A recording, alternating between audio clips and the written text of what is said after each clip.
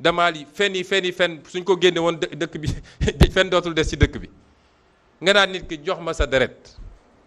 ma ne doyen des juges sa juróom fukki xel bu mu xalaat ma jox la sa deret ma jox la sama deret comploteurs yi su dee nee nañ dañoo def prélèvement fan la président prélèvement bi dem Abdou Mbengue moo ko yor ak Bassirou Gueye ñoom ñu doon complot yor seen prélèvement mën ko substituer lu leen neex mun def lu leen neex ñu ne ma jox ma ba ñu defee dañu yóbbu benn clinique kooku ne leen mënuma def analyse yi parce que jamono ji amuñu produit yi loolu yëpp mi ngi ci dossier bi ñu wëlbatikuwaat dem wëri beneen docteur bu jigéen kooku ne leen dinaa ko mën a def de waaye il faut ma yónnee ko fu ñu koy defee te ensuite suñu amul luñ koy comparer mënuñu dem fenn man ñàkk naa fulla ba jël sama deret naan maa ngi koy jox Serigne Bassirou Gueye ak Abdou Mbengue ak doyen des juges ak xawma kan may leen loolu du am dossier bi foofu la jeexee jox ma sa deret du ma la jox sa deret sama deret dossier ba jeex na kon ñaareelu laaj bi ma laaj mooy ndax seq nga ak ndaw si dara ma ne ko je ne te permets pas nga poser ma cette question que ce soit la dernière fois du ma ko nangu ndax sama dignité ak sama intimité ci dossier complot bu mel nii mayuma kenn mu ciy wax man dans 16 mois ñaan naa yàlla nekk président de la République du Sénégal boo amee sa preuve génneel boo amul toppal na le ñetteel bi mooy ndax reconnaître nga dem nga fa ak yan date nga fa dem ma ne ko sëñ bi man du ma toog ci mbedd mi fu ma dugg daal di bind date bi dugg naa fi daan naa fa dem moom wax naa ko ñëpp dégg ko waaye ban date la ak ban date ak ban heure jàpp ma ko ñetti questions yi de la ma doyen des juges posé amul beneen ñetti question la ma posé amul beneen la ca des yëpp mooy li ma wax man te mu feeñ te muy ay preuve yu leer yu mu paree ñetti questions yi la pare ci affaire bi moom bi procureur jëlee kàddu ne day laaj may laaj sénégalais yi parquet bu bokk ci complot bi est-ce que man war naa toog di tontu ay questions lu ne fàng parce que administration continuité la c'est le même parquet ñoom tey ñooy def poursuite yi sur la base de ce que Bassirou Gueye a laissé ici moo tax dossier bi juge bu jaaree yoon bu matee juge bés bi mu ma déglu lendemain la wala clôturer dossier bi def classement sans suite parce que amul dossier et il le sait la ca des yëpp wax yaakaar ni mën nga yàq deru nit tey laa gën a siiw ci Sénégalais yi tey laa gën a dëgër tey laa gën a am ndax bi ñu commencé wax ba léegi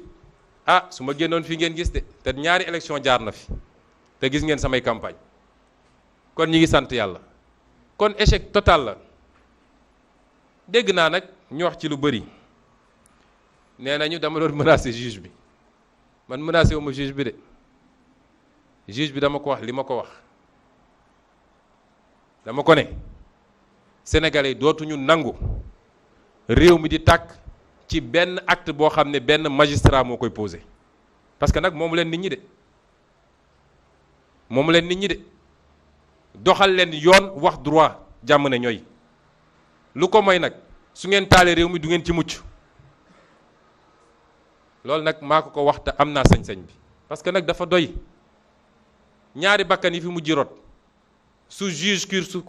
cour suprême defoon liggéeyam xam ni arrêté bi préfet bi jël arrêté bu illégal la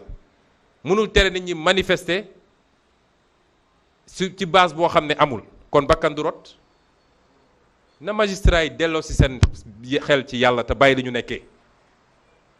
ñoom ñépp xam nañ ni da ngay gis dara am magistrat boo dajal ci ruq mu ne la li mu def du yoon de waaye xam nga rek avocat yépp xam nañ ni lii du yoon waaye ñun jàng nañu nag dofuñu man nu mu tuuti am naa DEA en droit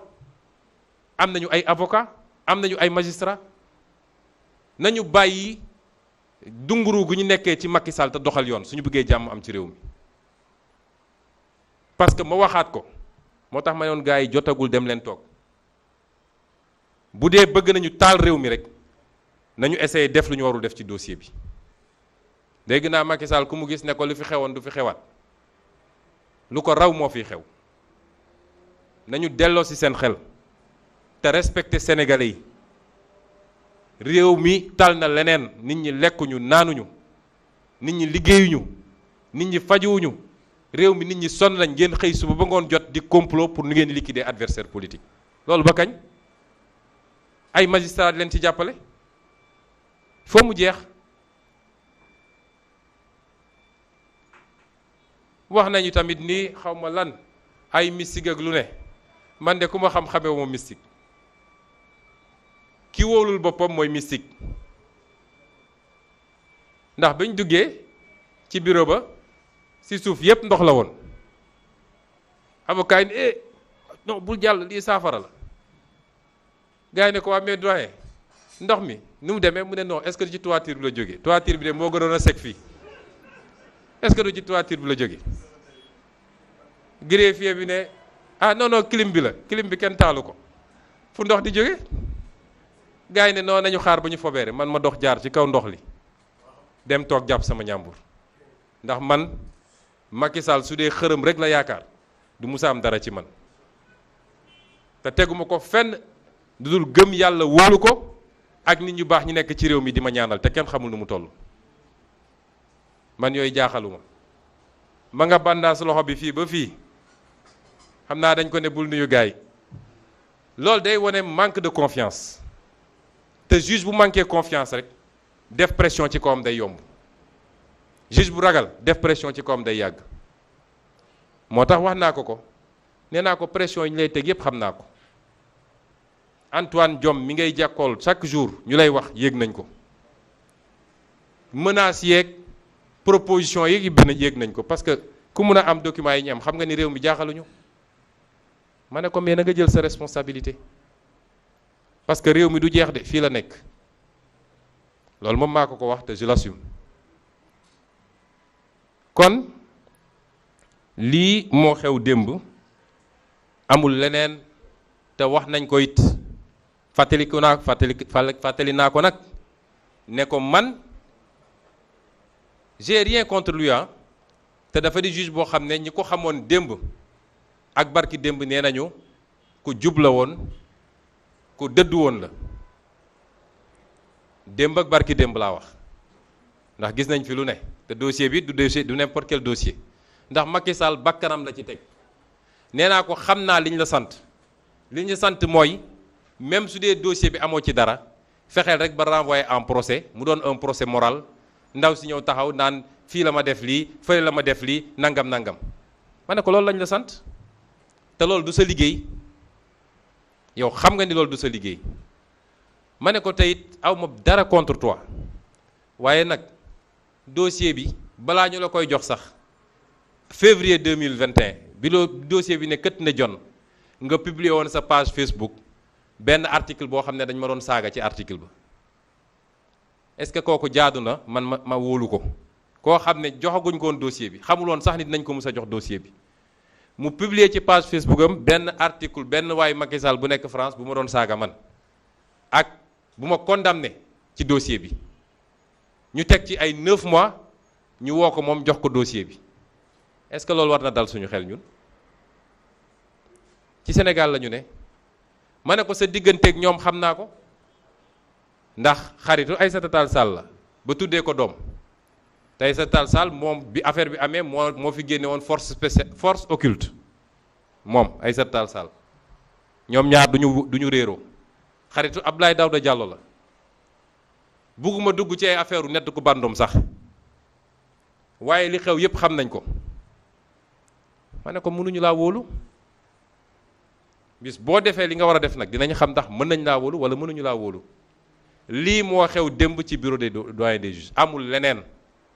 tegal nañ ko lii génne nañu lële ay feni neen ñetti question yi daal la ma waa ji laaj raxasu ci pare na ci affaire ba moo tax ñu ne ko dossier bi nag da nga koy continuer bokk na ci li nga war a def il faut nga déglu général Moussa Fall instruction day mat on instruit à charge et à décharge faaw nga déglu général Moussa Fall faaw nga déglu commandant Abdou Mbeng faaw faw nga déglu ki ñuy wax MC Niass ndax dafa taxaw publiquement ne moom am na ci ay firnde yu leer nañ te génne na benn audio bu ñëpp gis faw nga woo ko déglu ko ndax booy instruire li tubaab naan lépp lu nga xam ne mun na contribuer à la manifestation de la vérité lépp li nga xam ne mun na génne ay firnde da nga ko war a xool ñu ne ko donc da nga ko war a déglu da nga war a déglu Mamadou Mamour Diallo nga xam ne mooy bàyyi mbir mi da nga war a déglu maître Gabi Sow ak maître Dior Diagne da nga war a déglu surtout également le capitaine Touré lii boo ko deful defoo instruction foo mu matal xam nga ñële jeexal nañu ki ñëw jiiñ amul benn témoignage à charge contre man benn juge bi interrogé na lu mat 10 témoins xanaa ña fa nekkandoo ak moom ay patron am ñi mu doon liggéeyandool ñépp témoignage à décharge ñépp dañ maa setal benn témoignage à charge amul ñun ñu am ay témoignage à charge contre eux yu bëree bëri moo tax ma ne ko il faut nga déglu ñi ndax boo leen dégluwul defoo instruction jarul paraxee jarul tëb foo nga déglu leen kon mbokk yi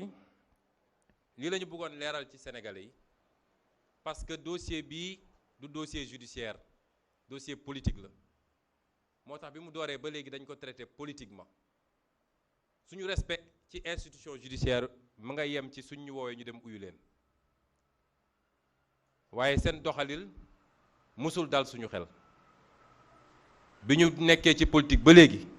justice dafa mus a dal suñu kaw te musuñoo plainte ba justice traité ko musul am kon ñooñu mënuñu leen wóolu lii daal moo am démb amul leneen lu ci yokk moo wax ko sénégalais yi ñu dégg parce que ñoom ñooy véritable justice ci affaire bi te atte woon nañ ko ba noppi démb tey doog a ñëw kon je vais résumer en quelques mots ce que je viens de dire en français. J'ai commencé mon allocution en langue nationale par ce qui s'est passé hier à propos de ma sécurité rapprochée. Le procureur de la République de Mbour et les forces de défense et de sécurité ont profité lâchement, parce que c'est une attitude très lâche ce qu'ils ont fait, de mon audition auprès du doyen des juges, ou par le doyen des juges, pour procéder à l'arrestation de 6 membres de ma sécurité. Et ce, sans remise de convocation à ma connaissance. J'ai entendu dire que, par certains, je ne l'ai pas vérifié, que les convocations ont été remises au moment de l'arrestation. Ce qui n'est pas vérifié apparemment. Sans remise de convocation, alors qu'on n'est pas en face d'une situation de flagrant délit. C'est du kidnapping, ce n'est pas une arrestation, c'est lâche et c'est indigne. C'est une énième provocation pour essayer de déclencher des réactions de la part de notre parti et de la jeunesse sénégalaise. C'est pourquoi nous demandons à tout le monde de rester encore calme. Parce que cela participe d'un projet beaucoup plus vaste, concocté au plus haut sommet de l'État, piloté par le ministère de l'Intérieur. Le nom de code de ce projet, je ne sais pas si je serai fidèle à la langue française, c'est que toute chèvre acculée finira par mordre. La stratégie est très claire, c'est de provocation en provocation, tout faire pour nous pousser à réagir et en profiter pour créer des dossiers judiciaires. Puisque le régime en place, Macky Sall en premier, sait pertinemment que son complot a raté. Que ce n'est pas avec ce dossier fantoche de viol et de menaces de mort qu'il va régler ce dossier. Vous savez, le doyen des juges, tel que je l'ai vu, lui-même ne croit tellement pas à ce dossier qu'il ne m'a posé aucune question sur les menaces de mort. Rappelez-vous que je suis poursuivi pour viol et menaces de mort. Aucune question sur les menaces de mort. Parce qu'il sait que c'est ridicule, c'est fantaisiste. Moi qui débarquerai je ne sais où comme Lucky Luke avec une artillerie pour menacer, il n'a posé aucune question sur cela. Donc Macky Sall sait que ce dossier est morné, qu'il est vide, qu'il ne correspond à absolument rien, à part essayer de jeter l'opprobre sur ma personne en nous déplaçant sur le terrain vulgaire de mœurs. Mais cela n'a pas payé. Parce que plus ils en inventent, plus je gagne en popularité auprès du peuple sénégalais. Et les 2 élections qu'on vient de vivre en attestent suffisamment, puisque nous avons quasiment laminé. Ceci pour vous dire que ce qui s'est passé hier entre dans ce cadre. C'est d'essayer de créer des dossiers dans ce dossier, puisque ce dossier est vide. Je vous rappelle qu'en mars 2021, plusieurs procédures avaient été ouvertes contre ma personne. Attroupement non autorisé, trouble à l'ordre public, menace sur les institutions, appel à insurrection. Parce que c'était la stratégie, c'était de partir d'un dossier, mais d'en ouvrir une panoplie en se disant qu'il y aura forcément un dossier qui va passer. Et qui va nous permettre, ne serait-ce qu'une condamnation avec sursis, pour l'empêcher d'être candidat en 2024. Eh bien, je dis à M. Macky Sall qu'il perd son temps, lui et sa justice.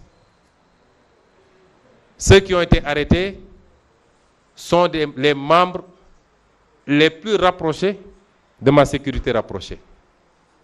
C'est ceux qui ne me quittent quasiment jamais, quelle que soit la situation. Vous pouvez visionner toutes les images, vous verrez qu'ils sont toujours avec moi.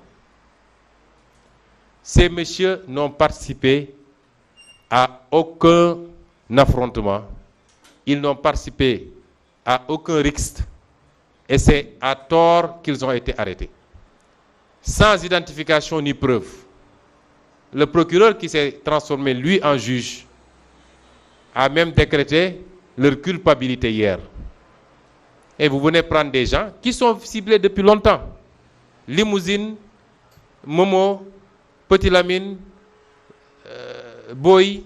Diaw, tout le monde sait que depuis longtemps ils sont ciblés. Ils sont sur les tablettes des forces de défense et de sécurité. Ils sont surveillés, ils sont filés du matin au soir. Nous le savons tous. Et ils ont profité de ça pour venir les cueillir, les mettre dans une pièce, appeler les plaignants pour dire, dites que c'est eux.